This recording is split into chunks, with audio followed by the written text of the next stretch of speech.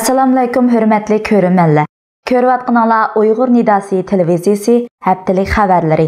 Mən Xumaray Bəxtiyar. Assalamu alaykum hörmətli görürmənlər. Mən Cəlaldin Sədirdin. Bu həftəlik proqramımızın əsas məzmunları tövəndikcə. Aldı bilən diqqətinizə sunduğumuz xalqara xəbərlər və iqlim məsələləri. Onun diqqətin diqqətinizə sunduğumuz öz və ixtiyar müxbirlərimiz tayarlagan Şərq Türkistan və muhacirətdəki Şərq Türkistanlıqlarga münasibətlik xəbər və ziyarət xatırları. Avropa Birliği və İtaliya arasındakı xamçot krizisiga qarta Roma hökuməti Avropa Birliği tələbini rədd qilishni qaror qildi. İtaliya xamçot planını o'zgartmay Avropa Birligiga jang e'lon qildi. Avropa Birligi bilan İtaliya orasidagi xamçot krizisiga qarata Roma hökuməti Avropa Birligining talabini rədd qilishni qaror qildi. Avropa Parlamentining 2019-yildagi xamçot planini o'zgartirish orqali hukumat chiqimini kamaytirish haqida qaroriga berilgan 3 haftalik muhlatning oxirgi mezgilda Italiyadan qarshi javob chiqdi. İtaliya hil ham sap bo'lmagan davlat ishchi hasilotining 131%gacha hukumat qarzi bilan Avropa Birligidagi eng ko'p qarz nisbatini egallagan davlatlarning biri hisoblanadi. Bultur iyunda yo'lga qo'yishga boshlagan Moda 5 yulduz harakatida Lig hukumati saylandan ilgari qilingan va'dasi bo'yicha pensionerlar islohoti, ishsizlik ta'minoti, bosh kechirim siyosati qatorliq yuqori moliya chiqimini 2019-yillik xamçotga kirgizgan. 2019 yılı ichida plan qilgan 2,4%lik xamçot planı Avropa Birligining krizisiga sabab bo'lgan. Avropa Parlamenti 23 oktyabr chiqargan qarori bilan tarixda tunji qitim bir qadam ilib, Italiyadan xamçot planini o'zgartirishni talab qilishni qaror qilgan. Parlament Italiyaga xamçotni o'zgartirish uchun 3 hafta muhlat bergan. Bu 3 hafta muhlat to'shishga bir necha soat qolganda İtaliya banka hay'atlari yig'ilib Avropa Birligiga beradigan javobni qarab chiqdi. Bu uchrashuvda xamçot nishonini o'zgartmaslikni qaror qildi. İtaliya Moliya ministri Giovanni Teria 13 noyabr kechda Avropa Birligiga javob sifatida yozgan xatida 2,4%lik xamçot nishonining asli peti qoladiganligini, biroq bu saviyaning eng tuvanchak ekanligini bildirdi. Hatta umumiy chiqimning iqtisodning chekinishiga qarshi qo'yilgan zarur tadbir ekanligini ta'kidladi. 13 noyabr Yaponiya bosh vaziri Shinzo Abe bilan Amerika muavin prezidenti Pence Tokioda uchrashdi va birlashma bayonot e'lon qildi. 13 noyabr Yaponiya bosh vaziri Shinzo Abe bilan Amerika muavin prezidenti Pence Tokioda uchrashdi va birlashma bayonot e'lon qildi. İki taraf 70 milyard dollar mablag' ajratib, Hindi Tinch okean rayonida asosiy qurilish aslahalarini taraqqiy qildirishiga ishiltidiganligini bildirdi. Birlashma bayonotga asosan Amerika 60 milyard dollar, Yaponiya 10 milyard dollar mablag' chiqarib, Avstraliya, Hindiston, Sharqiy Janubiy Osiyo va Janubiy Osiyodagi davlatlarga yordam berib, o'zaro aloqani kuchaytirgan. Shinzo Abe muxbirlar yig'inida Pence bilan ikkisining birdek holda cho'qim zish hamkorlik o'rnatib, Xitoy bilan unumli suhbat o'tkazish kerak degan.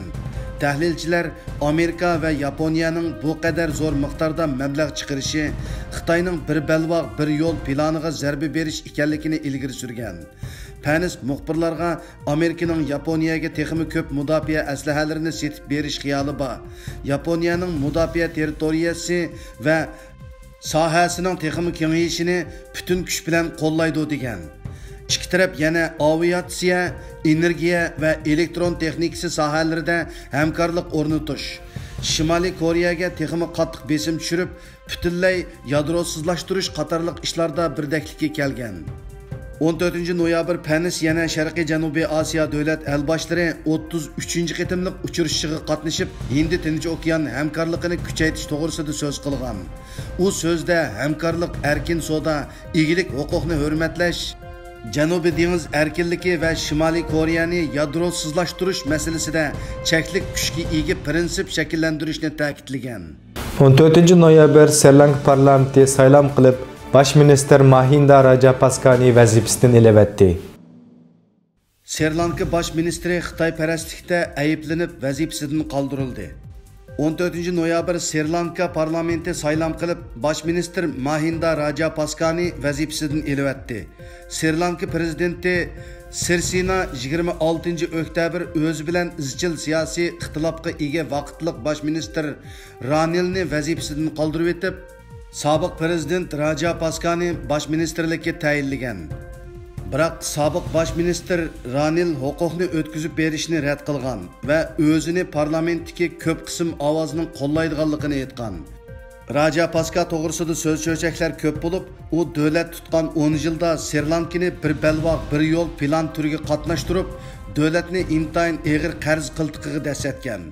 Oqibatda Xitoyning qarzini to'layolmayli qolmasdan Xitoyga bir muhim porti va atrofidagi 15 ming gektar yerni 99 yillik ijaraga berishga majbur bo'lgan.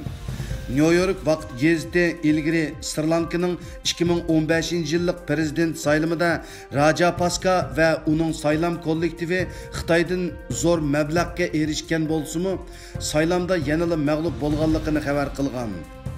Fransiya agentligining xabariga asoslanganda Sri Lanka 14 noyabr bosh ministrining ishonchsizligiga aloqador bir taklif loyihasini ma'qullagan bo'lib, 225 kishilik davlat majlisida ko'p qism biletning qo'llashiga erishgan.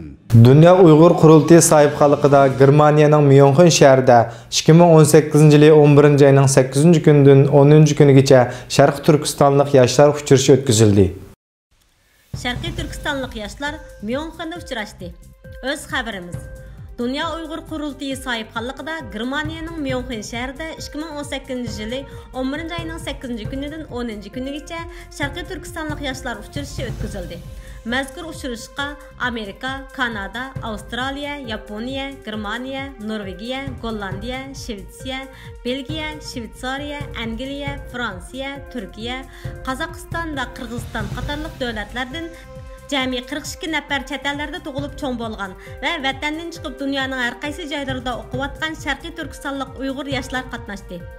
3 kun davomlashgan bu uchrashda yoshlar o'zaro tanishish, fikr almashtirish va da'vo sepidagi peshqadamlardan tajriba egallash qatorliq ahamiyatli faoliyatlar ilib berildi. Uchrashuv jarayonida yana yoshlar da'vo sepidagi peshqadam da'vogarlardan o'tkir savollar so'radi va shuning bilan birga peshqadam da'vogarlardan kutadigan umidlarini o'tirg'a qo'ydi. Bu qatimliq uchrashuv nihoyatda muvaffaqiyatli bir uchrashuv bo'ldi. Mazkur uchrashuvga ishtirok qilgan yoshlar Sharqiy Turkiston mustaqillik da'vosini zamonaviy usulda ilib berishga tayyor bo'lganliklarini bildirishdi. Bu xabarni Norvegiyadan o'z muxbirimiz Mardan Uyg'ur tayyorladi. Dünya Uyg'ur Qurultiyi sohibxonligida o'tkazilgan Sharq Turkiston Milliy Kengashi oxirlashgandan keyin 2018 yili 11 oyning 10 kuni tushdan keyin Myunxenda Turkiya Diyanat Islom madaniyat markazida Uyg'ur Akademiyasi Yevropa tarmoqining qurilish murosimi o'tkazildi. O'z xabarimiz. Dünya Uyghur Qurultiyi sohibxonligida o'tkazilgan Sharqiy Turkiston Milliy Kengashi oxirlashgandan keyin 2018 yili 11 oyning 10 kuni shanba tushdan keyin Myunxendagi Turkiya Diyanat Islom madaniyat markazida Uyg'ur Akademiyasi Yevropa tarmoqining qurilish murosimi o'tkazildi. Akademiyaning Yevropa tarmoqida hay'at bo'lib vazifa almoqchi bo'lgan akademiya a'zolari orasida elib berilgan yoshirin ovozliq saylamda Shvetsariyadagi Uyg'ur ziyolisi Doktor Abdushukur Abdurashid ko'pchilikning ovoz berishi bilan Uyg'ur Akademiyasi Yevropa tarmoqining raisligiga saylandi. Nizomnomaga asosan yoshirin ovozliq demokratik usulda elib berilgan saylamda saylangan rais Doktor Abdushukur Abdurashid naq maydonda o'zi bilan birga 18 kishilik qurg'uchi doimiy hay'atni tanlab vazifaga tayinladi. Myunxenda qurilgan Uyg'ur Akademiyasi Yevropa tarmoqi Yevropadagi Uyg'ur ziyolilar va o'quvchilar ichidan a'zo to'plab, ushbu tashkilotni kuchlantirish va a'zolarni sarxillashtirish bilan birga Amerikadagi Uyg'ur ziyolilar va o'quvchilarning o'zaro hamkorligini amalga oshirishiga turtki bo'lish, ilm-fan orqali Uyg'ur milliy ruhini uyg'otib, Uyg'ur milliy kimligini qo'g'dash va Uyg'urlar ehtiyojli muhim sohalarda ixtisosli xodimlarning yetishib chiqishi uchun zarur bo'lgan ilmiy faoliyatlarni elib boradi. Amerika va Yevropadagi o'qish va tadqiqot bilan shug'ullanayotgan ham shundaqla vatan millat taqdiri ustida izlanayotgan Uyg'ur ziyolilarining tirishchanligi natijasida Uyghur Akademiyasi 2018 yılı Amerika ve Avrupa'da tarmaqlarını muvaffaqiyatli kurup çıktı.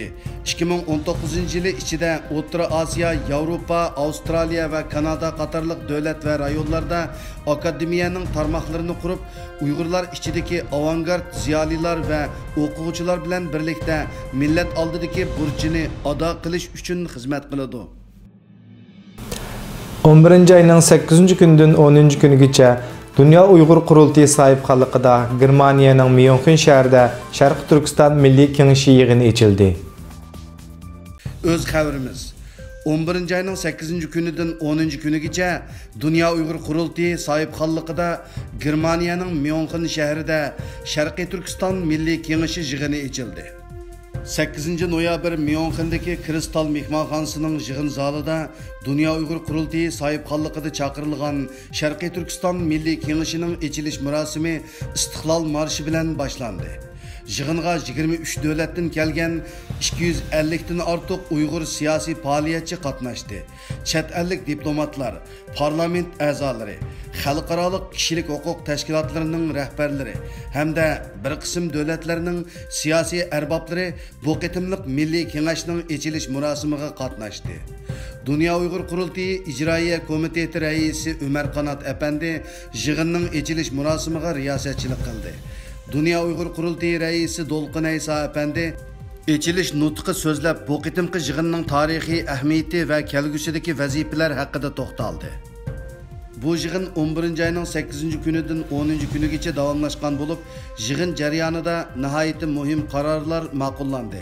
Shundaqla Uyg'ur Akademiyasi Yevropa tarmoqi qurildi. Uningdan boshqa yana dunyoning har qaysi yerlaridan kelgan Sharqiy Turkistonlik yoshlarga kengri vaqt ajratilib, Sharqiy Turkistonlik yoshlar uchrashish faoliyati o'tkazildi. Yig'in 11 ayının 10 günü İstiqlol marshi mukofot tarqitish murosimi va Cumhuriyet gününü xotirlash murosimi bilan qizg'in kayfiyatda oxirlashdi. Hürmetli görürmenler, vaqt münasebeti bilan programımız müşahede axırlaşdı. Ko'ngil qo'yib ko'rganinglarga rahmat. Kelar haftalik programmamizda ko'rishguncha omon bo'linglar. Xayr xo'sh. Xayr xo'sh.